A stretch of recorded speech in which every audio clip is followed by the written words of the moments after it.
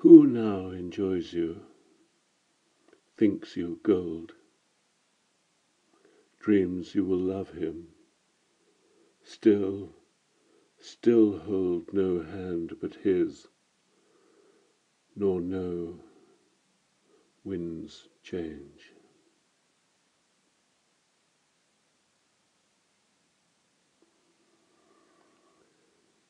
To be here again, Rubizoo, my harbour in from the stormy ocean which rages relentlessly outside. To weigh anchor a while in this homely port, with the sole two people in the whole wide world who understand my plight. Selene will be away for another 2 weeks or 3.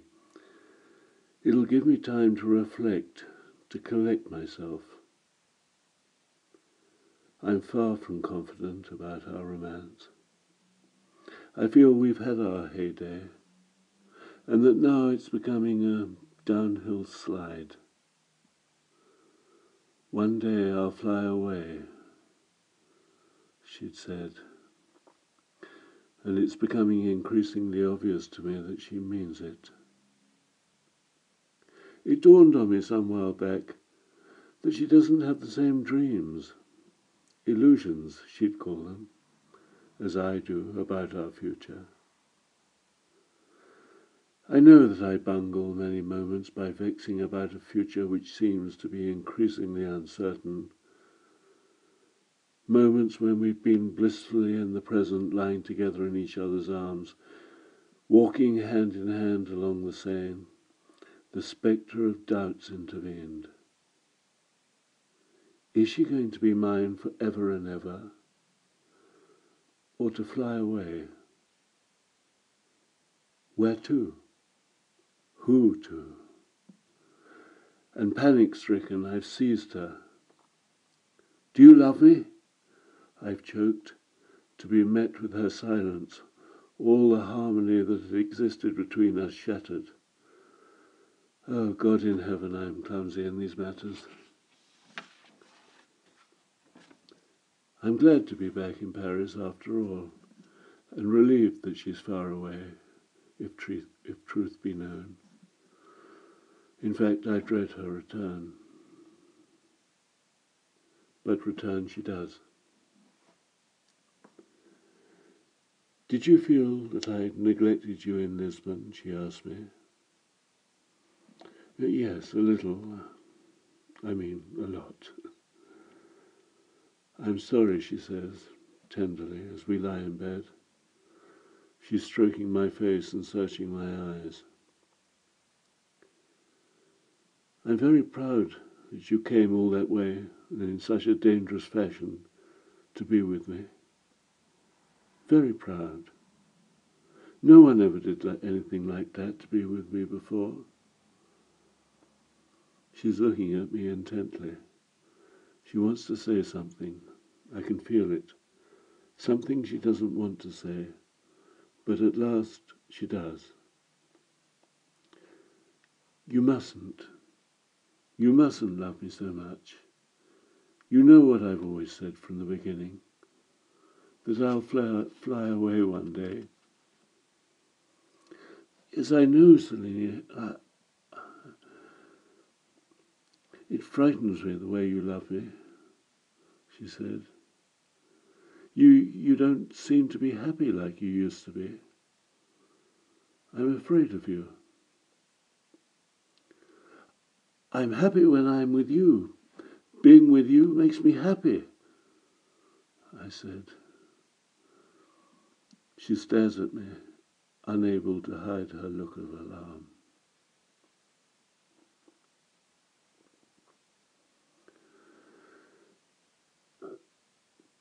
The blood of my lost love is pounding in my heart.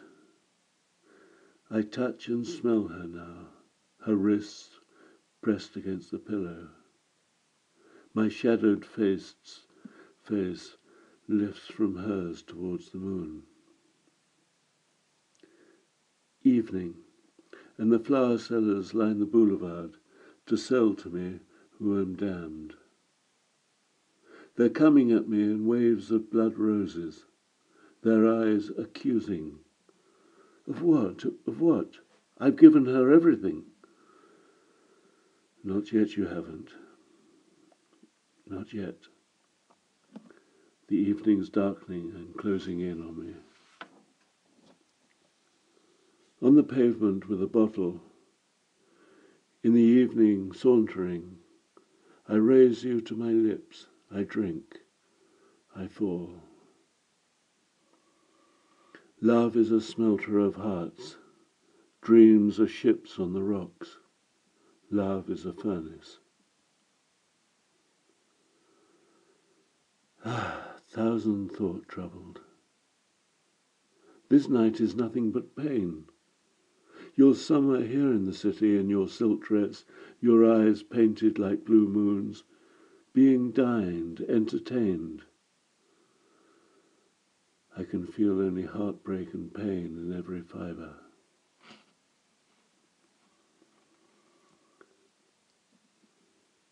The summer of 77, hot, humid, a horrible sticky heat which undermines my nerves. The police got me last night. I was making bouquets and selling them on the Boulevard Saint-Michel when they came up and told me to stop it or they'd run me in. Run me in then, you fascists! I'd had a fair bit to drink, and being confronted by the CRS infuriated me. They triggered off the fury that was already seething in me because of Selina, of course. Nothing can upset me like she can. She said to me in the afternoon during a brief visit to my room, "Don't be jealous if you see me in Paris with another man tonight. He's an old friend who's invited me out to dinner.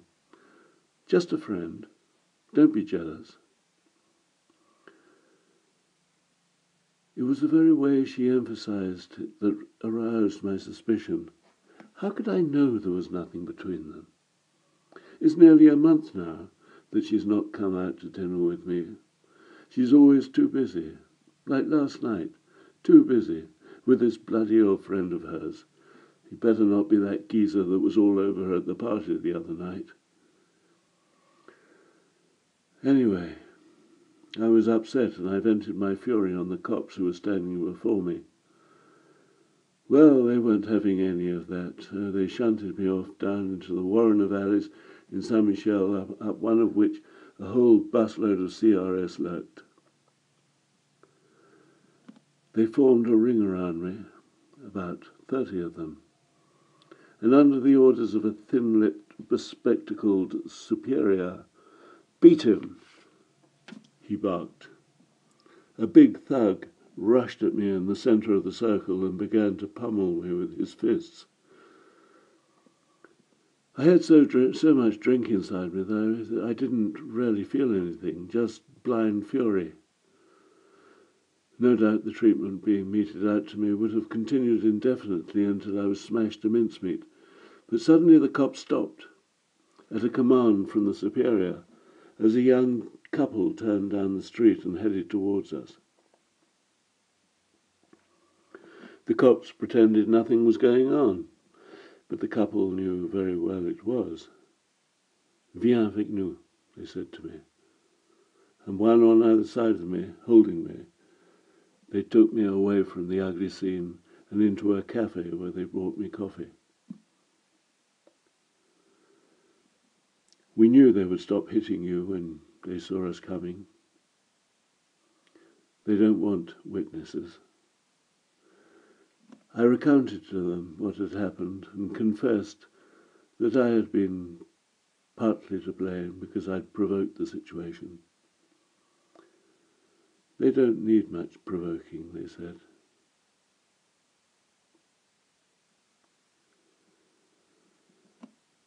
The Paris night, everyone rushing around, electrified in the flood of light, swimming in the sea of a city steeped in passion. Liaison dangereuse, crime passionnel, Romantic Paris. Ah, oui, très romantique, mon ami. It was once, I tell you. I've had my share of romance here. Oh, yes, my friend, you can be sure of that. But now I need to have another drink to bring a touch of that old-time magic back, to put some of that fire back into my veins. Oh, in my heyday, not so long ago, I walked head high along these boulevards with my Helen, who launched 1,000 white-sailed dreams in me. Oh, listen, buddy, she was radiant as the moon. All the tides of my blood swelled towards her. And now, down here by the fountain, this sweltering summer, I go through such strange moods. She's always on my mind, you see, always. I can't think of a moment when she's not. What's your story? Something similar, huh? Oh, well, you understand what I'm talking about then. Yes, thank you. A cigarette's just what I'm in need of. You say you knifed someone for taking your girl? Blimey, that's somewhat extreme, mate. Amidst the sea of faces, I see only hers. On the pavement full of feet, I see only her red shoes. Is that not her head and shoulders in the 68 bus heading for Châtelet? I must chase it over the bridge, over the flow of the Seine, over the hill, and far away. Night has cloaked me in black, a black so thick the stars cannot peep. Only the moon, a murky red, looms like a lantern in the dark. I want to submerge myself in sleep and suspend thought. Look at me. Christ! My head hangs on the ground and my feet drag along behind me. Can I blame her for turning away from me? No. But it's precisely because of her that I'm sinking. God, can't you see that? Precisely because she torments me with her doubt. Because she'll never tell me one day, one way or the other about things, about whether she loves me, whether we have a future together. So how can I be resolute? I mean, listen, to keep her, I'd do anything, anything. Even go to work in a bank. That much I want her. She just has to say, yes, I too love you and want to be with you forever. Just find a way of supporting us. And I'd be lined up with a tie on, applying for a job in a bank. Perhaps. And that's really saying something. But she never gives me any cause for hope. And so I'm sunk to this, lifting a bottle to my lips at the fountain of Saint-Michel.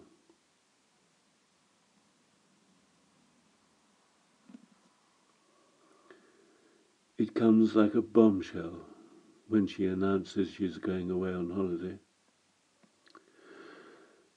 She's had an invitation from somebody. She won't say whom or where she's going, only that she'll be away for a couple of months. But you can't. What do you mean I can't, she says angrily. Am I tied to you? No, she's not, but I'm tied to her, in iron bonds. What a miserable, pathetic slave I've become. It's a hot, sultry afternoon. I'm sitting on the edge of the bed, my head in my hands. Some pigeons coo in the yard, and on the street a motorbike roars by. How much more pain can I take? She's washing herself at the basin, pulling on her skirt, her blouse, her shoes. Watching her from the corner of my eye, I feel I no longer have any right to her body, no more claim on her heart.